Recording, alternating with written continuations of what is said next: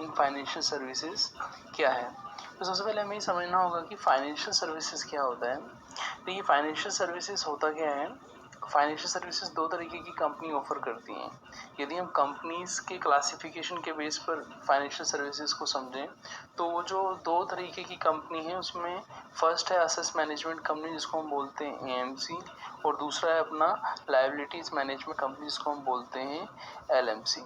तो यहाँ पे हम एग्जांपल भी ले सकते हैं कि असेस मैनेजमेंट कंपनी क्या होती है। असेस मैनेजमेंट कंपनी के अंदर हम leasing company, mutual fund company, merchant banker, इन्हें हम इंक्लूड करते हैं, जबकि लायबिलिटीज मैनेजमेंट कंपनी के अंदर हम बिल डिस्काउंटिंग, एक्सेप्टेंस हाउस, हम इनको इंक्लूड करते हैं।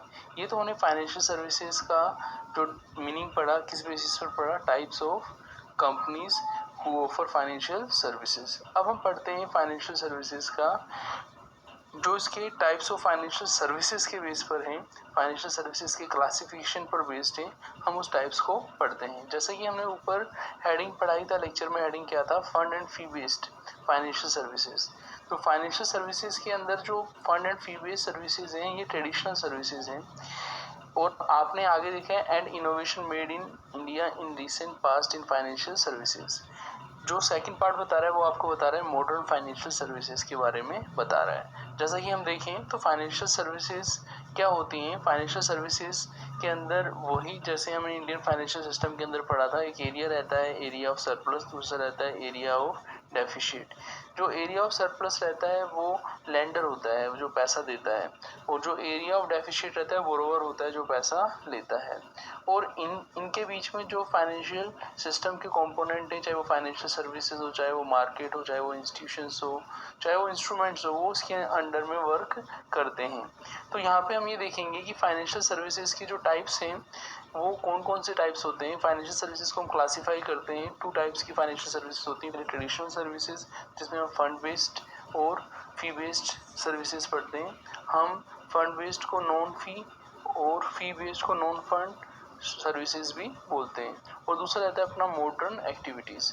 जैसा कि नेम से क्लियर हो रहा है कि यहाँ पे हमने ये देखा कि जो ट्रेडिशनल और मॉडर्न एक्टिविटी है, मॉडर्न के अंदर एम आ रहा है, तो मॉडर्न एक्टिविटी का हम एग्जांपल भी यहाँ पे ले सकते हैं।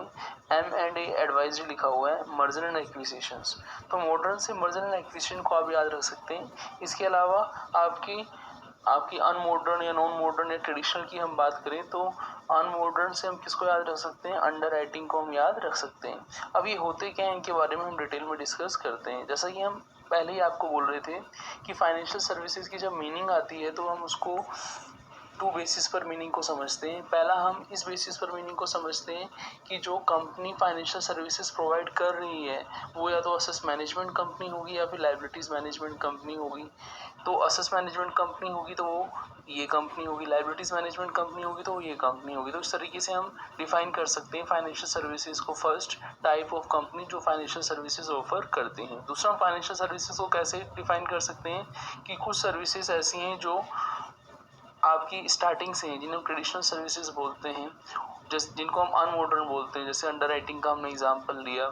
इसके अलावा जो मॉडर्न फाइनेंशियल सर्विसेज हैं, मॉडर्न फाइनेंशियल सर्विसेज में जैसे हमने एम से मर्जर एंड एक्विजिशन का एग्जांपल लिया। तो ये जो आपकी फाइनेंशियल सर्विसेज है हम इन्हें डिटेल में लेंगे यहाँ पे। अब हम शुरुआत करते हैं ट्रेडिशनल फाइनेंशियल सर्विसेज से। ट्रेडिशनल फाइनेंशियल सर्विसेज में पहले आती हैं fund based activities. Fund based activities की यदि हम बात करें तो वो फाइनेंशियल सर्विसेज जिसके अंदर बैंक का फंड लगा हुआ है, चाहे वो बैंकिंग कंपनी हो चाहे वो नॉन बैंकिंग कंपनी हो, उसमें वो अपना फंड लगाएगी और उस बेस पर अपनी सर्विसेज प्रोवाइड करेगी। जैसे हम एग्जांपल आपको देते हैं। मान लीजिए बैंक अपनी डिपॉजिट्स के बेस पर किसी को लोन देता है और उस लोन पर वो इंटरेस्ट चार्ज करता है, तो उसकी फंड बेस्ड सर्विसेज है। वो क्या है, उसकी फंड बेस्ड सर्विसेज है जो अपने फंड के बेस पर वो अपनी सर्विस प्रोवाइड करके कमीशन या इंटरेस्ट वो चार्ज कर रहा है। दूसरा जो रहता है आपका फी बेस्ड सर्विसेज। जैसे हम फी बेस्ड सर्विसेज में यहाँ पे हम देखें तो जिनको हम नॉन फंड सर्विसेज भी बोलते हैं। फी बेस्ड सर्विसेज में हम एग्जांपल ऐसे ले सकते हैं। मान लीजिए हम बैंक के अंदर डिमांड ड्राफ्ट बनाने गए, डिमांड ड्राफ्ट बनवाया हमने और बैंक ने क्या किया, हमें बस कमीशन लिया डिमांड ड्राफ्ट का और हमें एक सर्विस प्रोवाइड कर दी।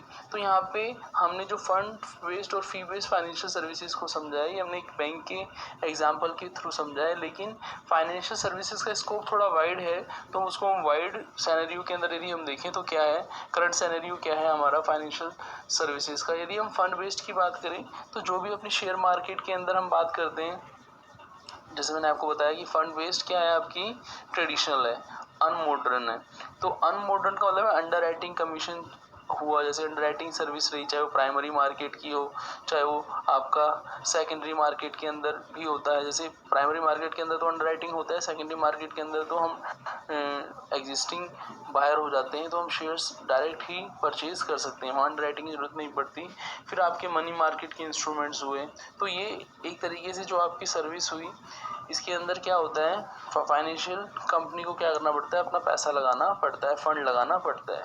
दूसरा रहता है आपका नॉन फंड या fee based financial services. Non based या फी बेस्ड फाइनेंशियल सर्विसेज होती है, उसमें बैंक का हमने एग्जांपल लिया था, बैंक जैसे डिमांड ड्राफ्ट बनाता है, ऐसे ही कंपनीज क्या करती हैं, वो दूसरी कंपनी के कैपिटल्स इश्यूज को देखेंगी, ठीक है ना, उसमें वो अपना फंड नहीं लगाएंगी, ठीक है ना, वो दूसरे की कैपिटल इश्यूज में हेल्प करेंगी, उनको फंड रेज करने में हेल्प करेंगी। जैसे arrangement of placement of capital, इस तरीके से हम लिख सकते हैं, अरेंजमेंट ऑफ फंड्स, तो उसमें वो हेल्प करेंगी। तो ये आपकी क्या होती हैं, नॉन फंड या फी बेस्ड फाइनेंशियल सर्विसेज, जिनको इन दोनों को हम क्या बोलते हैं, बोलो, ट्रेडिशनल एक्टिविटीज या ट्रेडिशनल सर्विसेज बात बोलते हैं।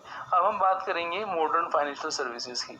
मॉडर्न फाइनेंशियल सर्विस के अंदर हम बात कर रहे हैं, सबसे पहले एम से हमने लिया merger and acquisitions. Merger and acquisition से आप परिचित हैं, मर्जर एंड एक्विजिशंस हम डिटेल में भी types of merger and acquisition हम पढ़ेंगे, वहाँ पे हम आपको और भी डिटेल में बताएंगे। यहाँ पे मर्जर एंड एक्विजिशन के लिए जो भी सर्विसेज प्रोवाइड कर रहा है इंस्टीट्यूशंस, वो आपकी मॉडर्न फाइनेंशियल सर्विसेज के अंदर आते हैं।